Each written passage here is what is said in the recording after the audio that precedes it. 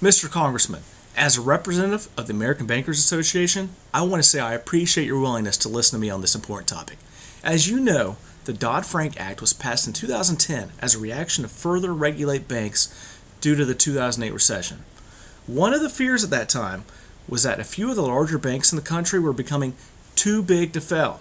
The regulations included in the act were intended to prevent any financial institution from reaching this size.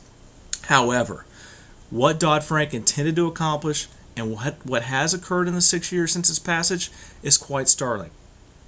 Per Jeffrey Carter with Futures Magazine, before Dodd-Frank was passed, 75% of American banks offer free checking. That number is now down to 25%. Credit card interest rates are up about 2%. Small business banking costs are up 15%. The reality is that Dodd-Frank has increased operational costs substantially for the banking industry. Per the American Auction Forum, the Dodd-Frank Act added $21.8 million in costs. The majority of the bank's increased costs do not get passed on to the glamorous 1% or large corporations, but rather the middle class and small business owners. You might be thinking, banks make enough money, so why don't we just eat the increased costs? I wish this was possible. The added cost of manpower necessary to comply has caused nearly 1 in every 4 banks to call it quits. Many of these closures are community banks, acquired by large regional and national banks.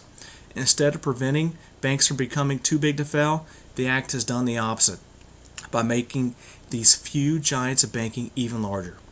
The overall result of Dodd-Frank is that the middle class and small business owners have fewer banking options, and the options they do have are much more expensive.